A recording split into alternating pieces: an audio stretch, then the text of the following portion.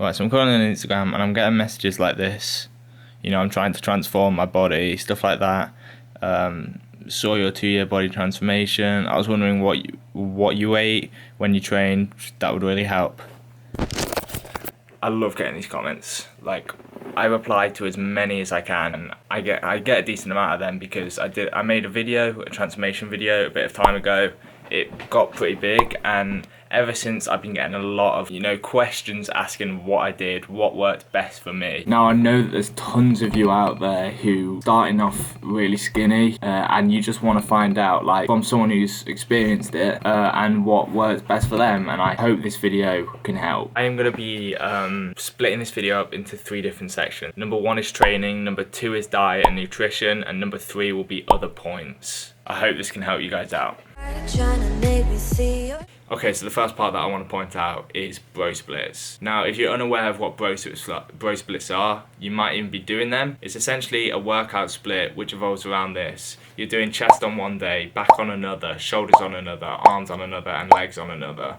Now, this workout split is really inefficient because you're only training one muscle group once a week. So, for example, you'd only be training back once a week. Now, if you're wondering why this is inefficient, there's other types of workout routines which are so much better and which I would highly recommend and which work the best for me. Now, when I first started, I was doing the bro split and I didn't notice anything. Well, I obviously noticed a little bit, but it was so slow, my gains, and it just made sense looking back at it. Best type of workout routine, in my personal opinion, is upper body, lower body splits and full body splits. They're 2 different splits: upper body, lower body, full body. Now, the reason why these are better than bro splits, for example, is because you're training your muscle groups more than once a week. So if you're doing a bro split and we're talking about back, for example, you'd only be training that once a week. But if you're doing full body, where you train back on every full body day, let's say you do full body on Monday, rest day Tuesday, full body on Wednesday, rest day Thursday, full body on Friday, you'll be doing full body 3 times a week, which will essentially mean that you're training back 3 times a week, 3 times as much as a bro split. Now, of course, I'm going to be leaving a workout routine at the end of this video, which I'd highly recommend, which revolves around that same concept. Now we're going to talk about actually when you get into the gym, what do you do then? Now, my best advice and what's worked by far the best for me, and I can say this with certainty, is heavy compound lifts and progressive overload. Now, compound lifts are, for example, squat, bench, deadlift, pull-up, dips. They're the lifts that when you do it, you're training many different muscle groups. So, for example, if you're doing a deadlift, you're targeting the lower back, the upper back, the biceps, the triceps, the legs, the glutes. The deadlift does so much. It's the biggest compound exercise. Now, you want to be making sure that you do these compound lifts, sometimes light, but you want to make sure you do them heavy. So I'm talking 3 to 5 reps. Now, served with this, you want to do progressive overload, which means that you're increasing the weight gradually each session. So, for example, if you do back one day and you're doing deadlift and you're deadlifting up 70 kilograms for 5 reps, the next session you come in, you want to try and do 72.5 kilograms for 5 reps. Now, this obviously is very beneficial because each session you're trying to put on more weight, you're working harder. Now, if you can't do that weight, for example, maybe try doing an extra rep each session. Something like that, just increasing it gradually, if that be reps or weight or sets. Just try and increase it somehow and you'll definitely notice a change. Okay, so I feel like that's a really good point to start when it comes to training. So remember, make sure you have a good split, which I said, heavy compound lifts, progressive overload. Those 3 things are so important, and honestly, especially for if you're skinny, it can increase how much muscle you gain tremendously. Now let's get onto point number 2, which is diet. Right, now what I see a lot of the YouTubers out there who have being blessed with good genetics, and I hear a lot of them saying, if you're a skinny teenager, you need to eat healthy, but just eat a lot, which, especially if you're like me, it just didn't work. And I can understand that a lot of people out there are the same. When you're a skinny teenager, you have a very, very, very high metabolism. You're most likely an ectomorph and you're going through puberty. Going through puberty increases your metabolism insanely, and also being an ectomorph means you naturally have a high metabolism.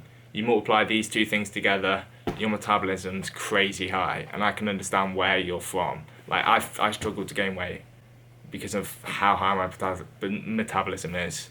And I know a lot of you guys are saying right now, will I eat loads? Well, the honest answer is you just got to eat more. Like, if you're saying you're eating loads now and you're not gaining weight, the only solution to that is eat more. Now, there's some tips that can help. If you want to just do this, and obviously the doctor or someone like that would never give you this advice, but you just want to stuff your face. Now, again, you don't have to. You can try and do this healthy, eat high calorie meals. Like, for example, one healthy high calorie meal is chili con carne, rice, mint sauce, beans, high protein, high carb.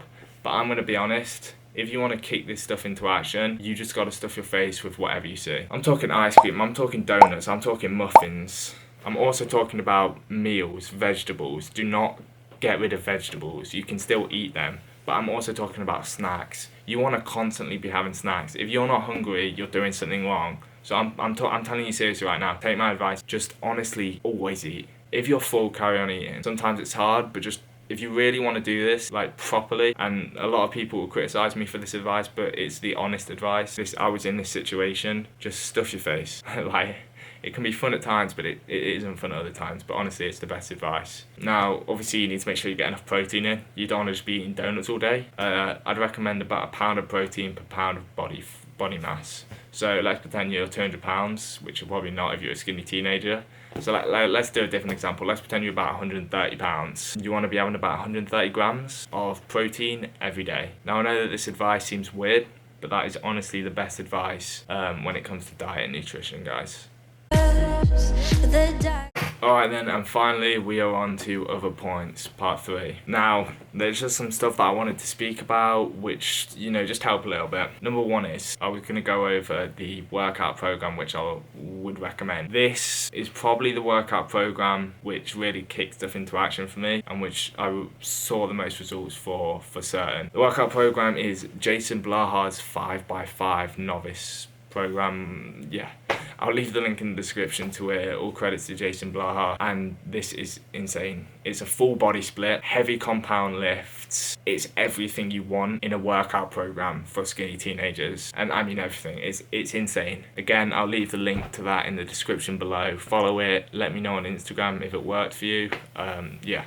Second point on the other points is just deload weeks. Now, if you don't know what a deload week is, it basically means that you either don't go to the gym for a week, or you go to the gym and you lift light. Now, the reason why a deload week is really important is if you've been pushing yourself, doing, for example, the Jason Blahar 5x5 every week for 5 weeks, and your muscles are aching, you need a rest, and you're feeling tired, deload weeks are extremely important. So make sure you have them regularly. I'd say once every 6-7 weeks. Personally, I go to the gym and I do just light exercises. I still go to the gym, but I just do everything a little more lighter, give my body a bit of a rest. Make sure you have them, guys, because you don't want to be overtraining.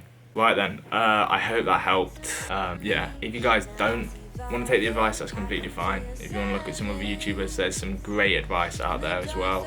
This is just what I personally feel like is the best and what personally worked best for me. But yeah, thank you boys for watching, and I am making a video soon about my comeback into the gym after not working out for a while. So yeah, see you later boys.